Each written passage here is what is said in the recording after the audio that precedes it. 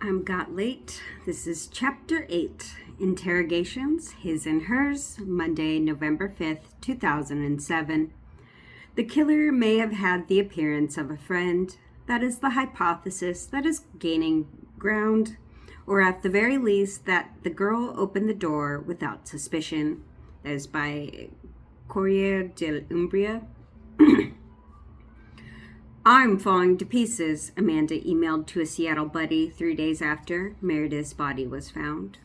She could get no rest, she explained. Police summoned her to the police station every day and bombarded her with the same questions. Who came to the house? Who acted suspiciously? Who did she think killed Meredith? Amanda said she no longer felt safe, even in the daylight, on the streets of the old town. When I talked with my friends after everything that happened, either in the Questera or outside, my stepfather told me to be very, very careful, she said later. Because maybe someone knew Meredith was alone at home that night, and that person might have been watching the house and would know how to find me, and he could be crazy. And I was scared because they hadn't caught whoever did this, and I was just frightened in general to be alone. At first, Amanda did have an escape route. Her German cousin, Dorothy Kraft-Neher, who urged her to take a break from school and come stay with her. Amanda sounded scared and confused, and I had the feeling she needed her family, Dorothy recalled. She was terrified that someone was going around killing girls. When Amanda assured her cousin that she wanted to stay in Perugia, Dorothy suggested she seek advice from the American Embassy. She replied that everything was okay and that she did not need help because she was cooperating and wanted to help the police with their investigation.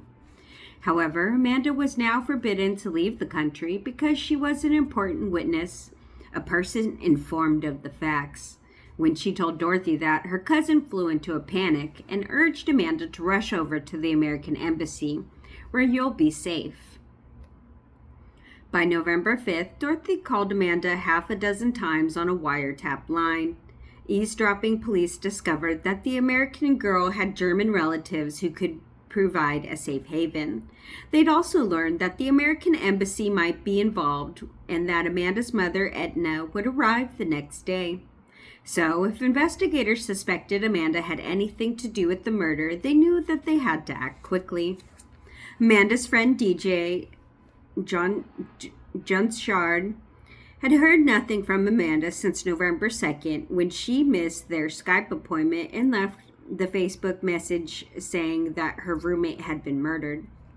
More than any of Amanda's family or friends back home, DJ could understand her isolation. He was in China, deep into the new culture, surrounded by strangers, and unable to rely on his native language. So that Monday, November 5th, he decided to call the Seattle girl to find out what was going on. He tried to reach her cell phone via his computer, but the complicated program kept acting up.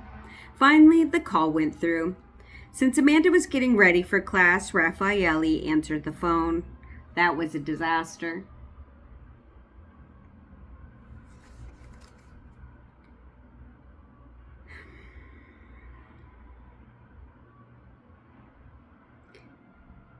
Raffaele barely spoke English, and DJ could scarcely make himself heard over crackling on the line. So the ever-polite Raffaele waited for a minute and then hung up. Many people might have felt jealous at that moment, but DJ insisted he was not. Yes, he would have preferred to be the guy seen on the video comforting Amanda, but they had split up. That was official. They had a deal. Amanda is her own person, he explained later. She is free to do whatever she wants. Besides, I like Raffaele. From what Amanda told me, he was very kind and respectful towards her. So when Raffaele hung up on him, DJ ignored the awkward situation and called back. This time he got a clear line. Raffaele again picked up the call, but he handed the phone over to Amanda. She told DJ that she was exhausted and tired of talking to the police.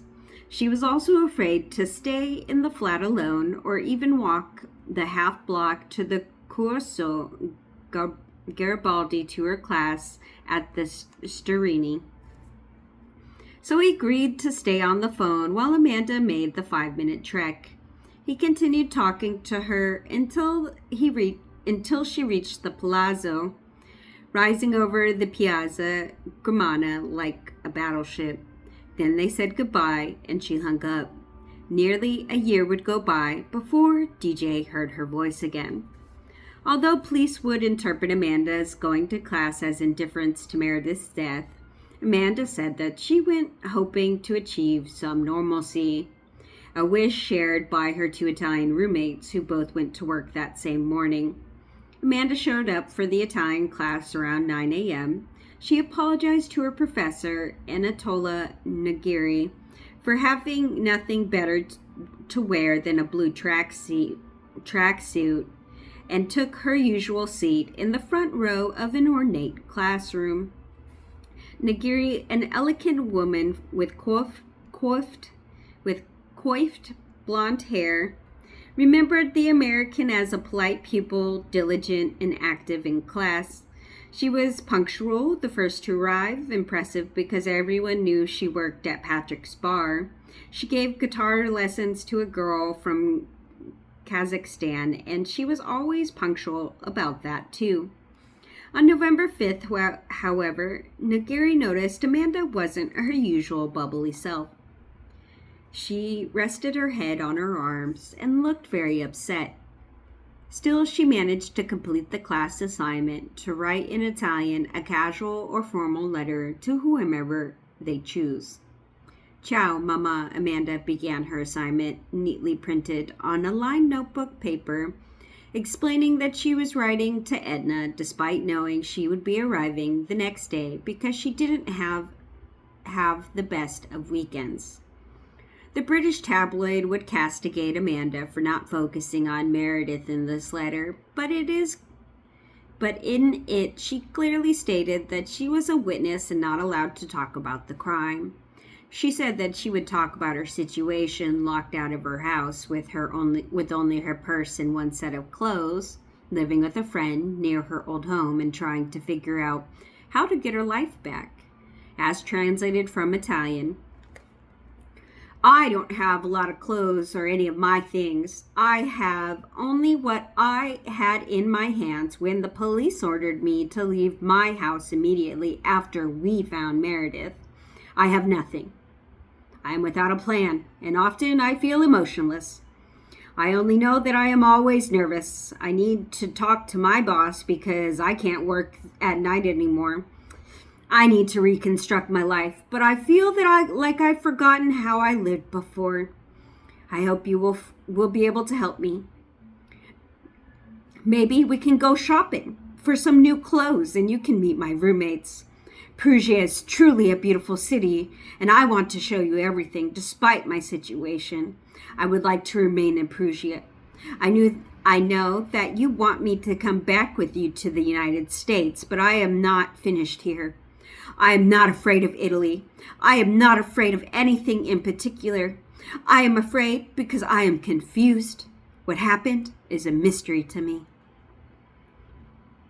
Amanda's professor read the letter aloud to the other pupils. It stunned and shocked them, she said, to have a fellow student so close to the murder investigation. She remembered Amanda talking to her after class, keeping her head down, looking distraught. Etna never received the letter. Nagiri turned it over to the police. Eventually, Etna would see bits of it in mangled form posted in British tabloids. There, Amanda would be the girl who went shopping only 72 hours after her roommate's death. A creative Daily Mail reporter translated the letter from the Italian, rearranged the sentences, and gave the University of Washington student a British accent. I'm on edge. I can't stop thinking about Meredith's death. What I really want, Mum, is for you to take me shopping. Later, a British girl who was in class that day would criticize Amanda in a UK documentary, saying the American girl hadn't looked sad enough. Amanda hadn't cried during the class or acted as the student felt she would have done in the same circumstances. Students do not normally sit at the front of class, but Amanda always did, her teacher told the Telegraph. She seemed a sweet and innocent girl. She spoke of Seattle, her city, which is actually twinned with Perugia. Her promise to do a city project. She promised to do a project on her city to talk about its history and attractions. However, she was unfortunately unable to finish it. Amanda's fine. She's still around Seattle. She did miss out on a whole lot. Around 1 p.m. on November 5th, Amanda had the fateful meeting with Patrick Lumumba, her boss from Lashik. She was standing in front of the Sturini, getting ready to return to Raffaelli's place on Corso Garibaldi. Patrick waved to her, flashing his big smile. He picked his way through the swirl of traffic to talk to her. Patrick had learned of Meredith's death on November 2nd, the day her murder was discovered. Around 6 p.m., several customers came into Le Chic where he was bartending. They said a foreign student had died, a girl of Indian origin. Right away, Patrick thought of Meredith, whom Amanda had brought into the bar a few times. He remembered the British girl was vivacious. They had only had one actual conversation about Polish vodka. Meredith said that she knew how to make a mojito with it. Patrick offered to let her guest host at Le Chic one night with her friends. So when he heard about the British girl dying, he called Amanda around 7:30 p.m. She was at the Questera. "Is it true your friend, the English girl, is dead?" Patrick asked Amanda in Italian. "Yes, it is true," Amanda said, adding that she couldn't stay on the phone because she was with the police. Before she hung up, though, she asked Patrick how he had heard the unbelievable news, and he explained about the customers. Now, Amanda told her boss that she needed to quit her job because she was afraid to work at night, especially in the same neighborhood where her friend had died. He responded graciously, saying, "Fine, don't worry." Then he mentioned the big-time news reporters from the BBC and other networks were having trouble finding English-speaking students to interview. He had recalled the conversation. "Patrick, would you be interested in talking to reporters?" Amanda, "No, absolutely not. My roommates and I have agreed not to talk to anyone." Patrick, Susa, of course. Of course. Excuse me for asking. And how are you doing?" Amanda, "I've spent a long, long time with the police. It was very difficult, exhausting." Patrick, "Look, it is normal for the police to do this. It isn't magical. It is normal that they ask you these questions. And I think that you have to understand that." According to Amanda, Patrick then asked what the cops were saying about the murder. Finally, she told him that she couldn't talk anymore. She was tired and needed to go meet Raffaelli. "You are a good person," Patrick remembered her saying, "and you've helped me a lot." She hugged him and said goodbye. Later, Patrick's lawyer, Carlo Picelli, would describe this moment as the Judas kiss. That afternoon, Patrick handed out flyers on the Corso, helping to get the word out about the candlelight vigil that evening for Meredith, organized by the Perugia's bartenders.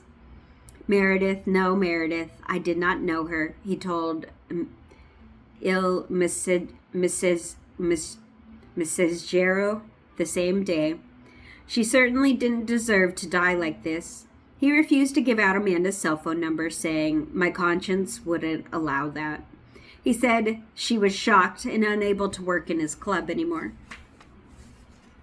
Meanwhile, Amanda had returned to Raffaelli's flat. She was there until 2 p.m. when the maid came to do her weekly cleaning. Yes, she said later, she saw Amanda there. She also noticed a drippy pipe under the sink. It was a chronic problem, leaking a bit every time the water was turned on.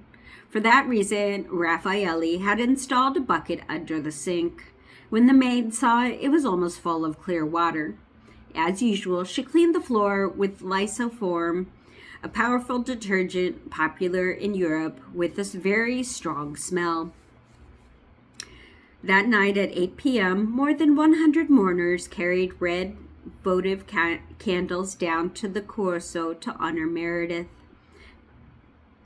Pisco Alessi, Pietro Campolino, and other bartenders marched with the foreigners and the Italian students.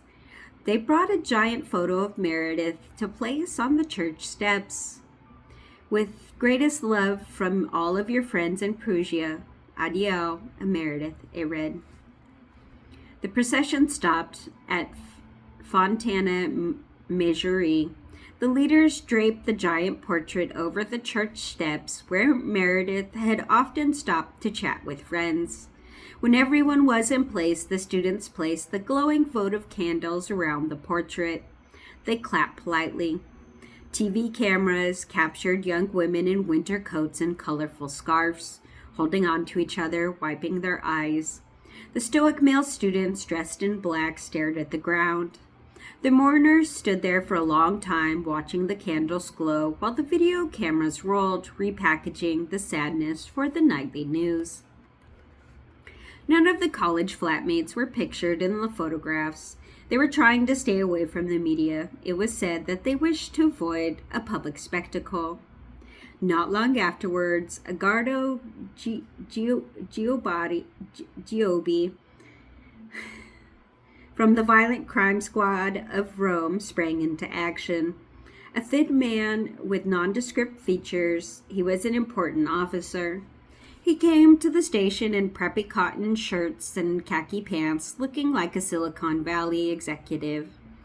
Later, he boasted that he gave the order to have both Amanda and Raffaele brought to the station for questioning that night based on his psychoanalysis of their behavior. The Perugia Flying Squad officers would claim that they summoned Raffaele and Amanda tagged along like an uninvited guest. Every time I invited one of them, the other would soon follow. From Profiazzo, the head of the flying squadron. He had watched them carefully because he believed that they'd turned their cell phones off on November 1st to conceal their whereabouts, although they could simply have left them at Raffaele's and achieved the same goal. Moreover, the officers knew about the switch off because Amanda and Raphael had provided that information and they never described a simultaneous turn off. Amanda said that she had turned hers off after Patrick called. The ever-vague Raffaele did so sometime later. When was the last time you guys just turned your phone off for no reason? For, a couple hours here, a couple hours there. Why not? Every time, In any case, Giobbi said that he was mathematically sure that he gave the order to bring both students in. At that moment, our attention was on Amanda and Raphael. I decided that we needed to hear them together in order to study their reactions. Raffaele got there around 10 p.m., according to Amanda. We were at the apartment of a friend of his who lived near Raffaele's, and we were having dinner with them, trying, I guess, to feel a little normal, when the police called Raffaele, she said later.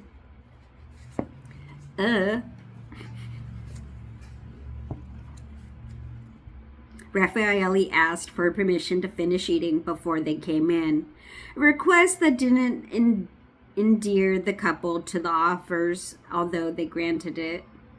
Unbeknownst to Amanda, Giobbi had been suspicious of her since November 3rd when police had brought her back to the cottage to lead them around. Giobbi had said she acted strangely when he handed her protective shoe covers. Supposedly, she made a la musa, a seductive hip swivel performed by sex bombs in Italian musical comedies. Hoopla, he claimed the American girl had said. Oopla, or voila. Nobody could agree. Amanda's so funny. Amanda later said she couldn't remember this incident. Fascinating. It's fascinating how this adult manages in the world with memory problems. And one had to wonder where an American girl could possibly have seen La Musa during her brief time in Italy. Nevertheless, Giobi said it was very unusual behavior and my suspicions were raised against her. Now, around 10:15 p.m., Amanda and Raffaele showed up at the Questera. The police split them up right away. They escorted Raffaele into the interrogation room while Amanda was allowed to settle in a short sort of side room near the elevator. She started doing her Italian grammar exercises in a green notebook, later to be leaked as the Green Diary, in Amanda E. Gili Arteri, because it contained 10 pages of Amanda's private thoughts. My mom is arriving tomorrow, she jolted down. And then she drew a miniature sun. I'm very happy about that. I actually ate dinner with Raffaele's friends, but now I'm very tired. I don't want to stay. Raffaele's night was not getting off to such a smooth start. Police were exposing him to a high-pressure interrogation. The questions came very rapidly. The officers were loud and threatening. Homicide Chief Monica Napoleoni led the interrogation, assisted by 3 flying squad officers. Meanwhile, in a nearby control room, Giobi, Profazio, and other high-ranking officers were pulling the strings. Periodically, Napoleoni would have to leave the interrogation chamber to give them an update.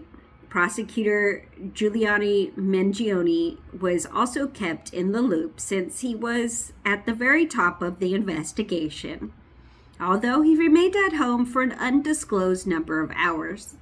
The officers hammered Raffaele about Amanda, saying that she had left his flat on November 1st and that he was covering for her. They said that he had lied about the postal police, that they'd gotten there before he had called the cops. I want a lawyer, Raffaele said at one point. That won't be necessary. Then please stop the interrogation so that I may speak to my father. I must speak to my father. No. Instead, the police kept hammering him. How could he give Amanda an alibi? Hadn't he been smoking the hashish? Wasn't he asleep for part of the time? How well did he know this girl after 6 days? Why was he covering for her? At some undisclosed time around 10:30 p.m., perhaps after a number of hours, Raffaele crumbled. In a written statement, he suddenly remembered that Amanda had left his flat on November 1st. He said he had told the police in un sacco di cazzetti, a sack of shit, because she'd asked him to lie for her and I didn't think about the contradictions. Raffaele seemed confused and nervous, said the police officer, Daniele Mascatelli, who was in the interrogation room for much of the night. He became suspicious when the Italian boy crossed his legs and Mascatelli could see the concentric circles on the bottoms of his shoes. He took them away from Raffaele to see if they matched the bloody footprint by the bed. Later, Raffaele complained that he'd have to stand around barefoot all through the night. Oh no! Cops also searched the Italian student's pockets and discovered that he was carrying a switchblade. This was a daily habit. Raffaele was, as he put it, a fan of weapons and knives.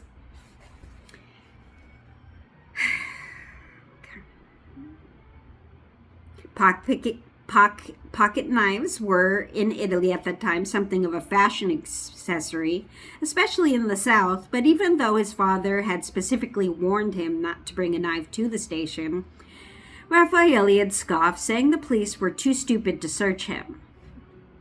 Nice. The truth is, it later turned out, was that he had been too stoned to remember that he had a knife in his pocket and when he got the call to come into the Questera.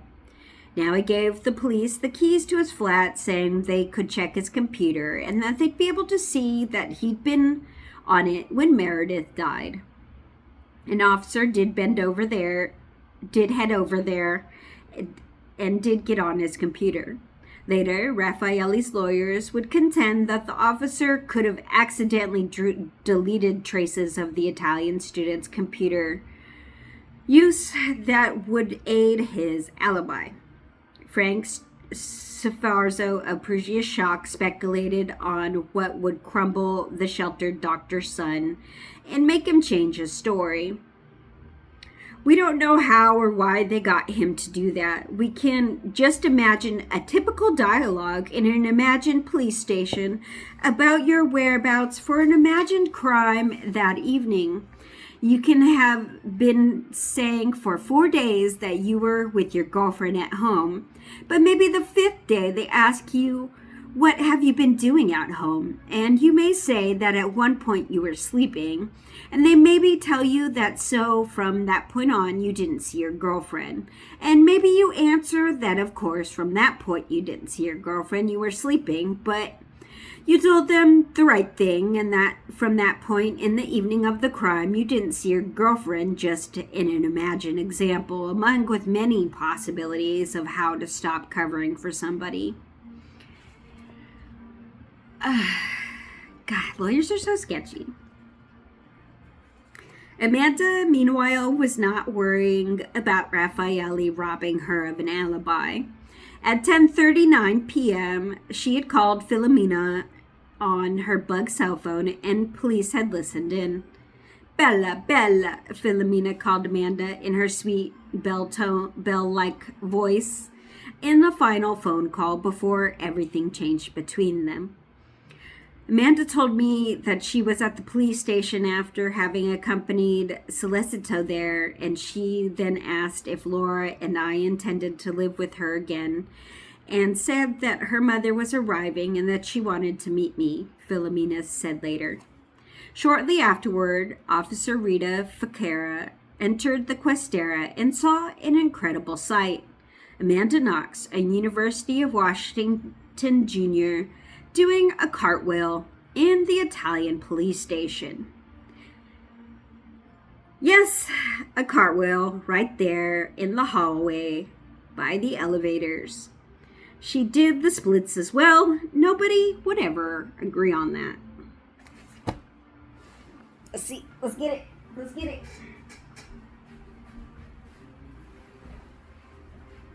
And put my locker.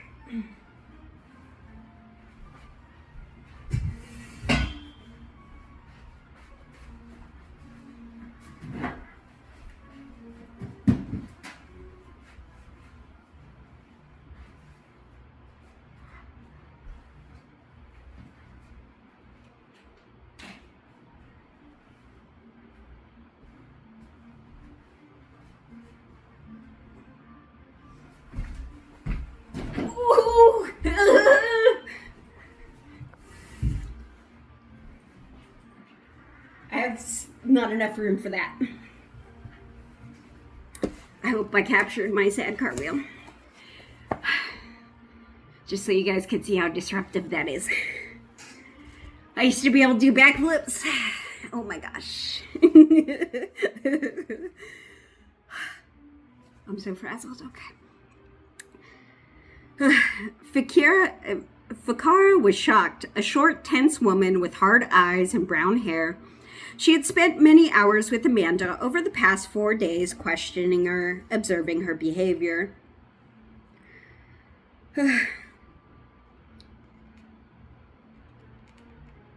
She and many other officers had been working around the clock trying to find Meredith's killer. Now she rebuked the American for horsing around in the station where exhausted police were trying to solve her friend's murder. Later, Amanda would try to provide an explanation, one that might have flown in countercultural Seattle, where yoga was very popular. She said that she had gotten a stiff back from sitting and had gotten up to stretch. Yoga moves when a handsome young police officer from Rome approached her. Nice, Amanda. She said, pick me. I'm so flexible. According to Amanda, the conversation went like this. Officer, how did you get so flexible? Amandaknox, I took gymnastics in school. Officer, can you show me some moves? Amanda, I sure can. That reminds me of Chris Watts when they were asking him about his shirt and where he got it. It's just cops wondering why her affect's all chipper. For Fakara, this was just another example of the American girl not understanding where she was or how she was supposed to behave, doing what she liked whenever she liked without consideration for others. Somehow, Monica Napoleoni, who disliked the American girl on site, had also managed to witness the cartwheel, and she said she left Raffaelle's interrogation room at that very moment to get a bottle of water. Lorena Zugarini, the muscular blonde officer, had also seen the one cartwheel. She said that she had been strolling around the area near the elevator. Many other officers heard about it too, including Giobbi and Pravazio, the big guns who were directing everything from their control room. Shortly after the cartwheel, that's how those cops divvied up their boring workday. Basically, they were like, "Bro, this lady's doing cartwheels in our office." I bet you nobody has done a cartwheel in that police station since then. So.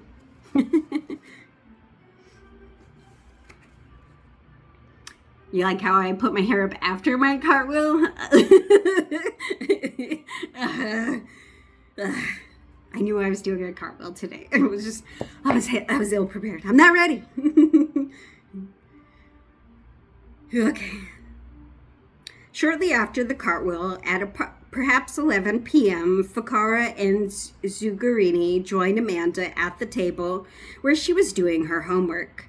Fakara said it was time for a frank discussion. She wanted a list, and she wanted it now, of every male who had ever come in contact with Meredith. Who was she friendly with? Who was that so hard? Oh, why was that so hard to remember? Ugh, sorry. Amanda clicked open her cell phone. Fakara jolted down names and telephone numbers from the contacts list. She pressed for details. When did you meet him? How and why? What friendship did he have with Meredith? By 11 p.m., Fakara had a list of subjects indicated by Amanda, which included Javi, Patrick, Spiros, and Shaky, among a few other names. Then, at the very bottom, sort of as an add-on, Amanda also mentioned another boy, although she didn't give a name or contact information. As Fakara jotted it down, Amanda reported finally another South American man of color, short, who plays basketball on the court at Piazza Gramana, who had on one occasion frequented the house of the younger men living in the home, Giacomo, Stefana, and Ricardo and Marco. And on that occasion, she was presented as well with Meredith. Rudy Gade was in Germany at that very moment. On November 4th, police in Munich had stopped him for some minor violation.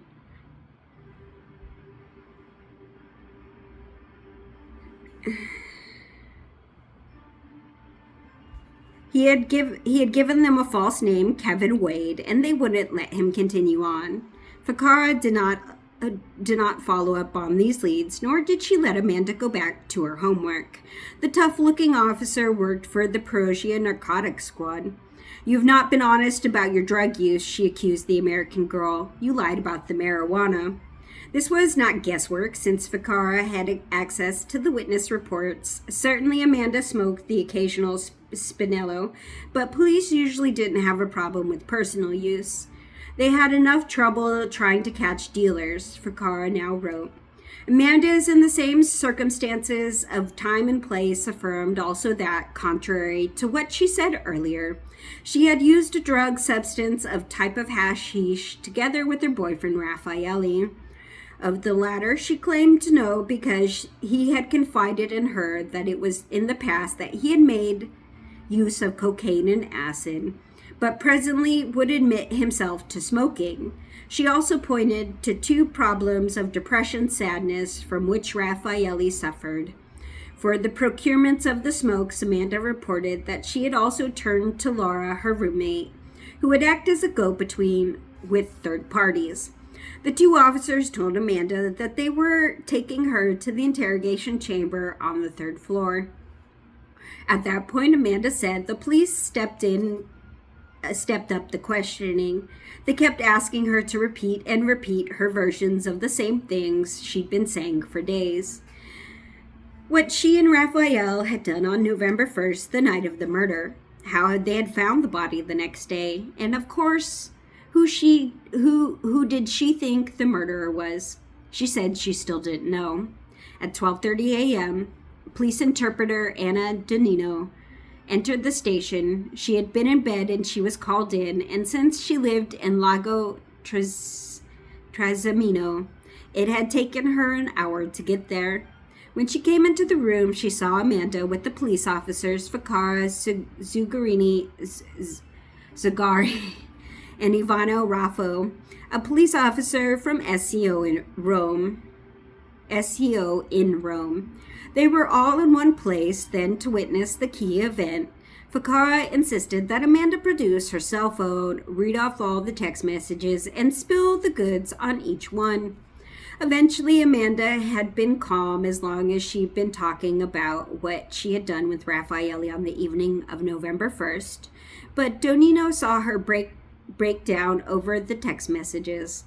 The first one was heartbreaking under the circumstances. The sweetly worded text from Meredith on Halloween, signed with an X, a kiss, it marked. As Frank Savarzo wrote, that possibility to go out together, an occasion that will never occur. The next message was time-stamped at 8:35 p.m. The police could see the number it had been sent to, but no name popped up.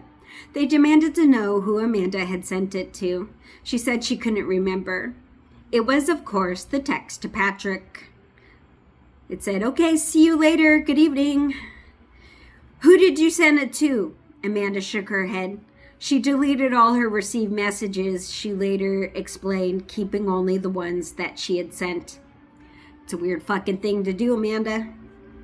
Since Meredith had last been seen alive at 9 p.m., the officers took a keen interest in this message. In fact, more and more of them started crowding into the room. Donino, the interpreter, was not a neutral observer because she worked for the police. She never left Amanda's side. She raised her voice. So did the others, and the questions came faster now. "Dirty liar," Amanda said they called her whenever she couldn't remember a fact. A female officer with chestnut-colored hair came up behind her, she claimed, and hit her twice on the head. Then Monica Napoleoni, the assistant police chief with the spy novel looks, came into the room armed with a sledgehammer of bad news.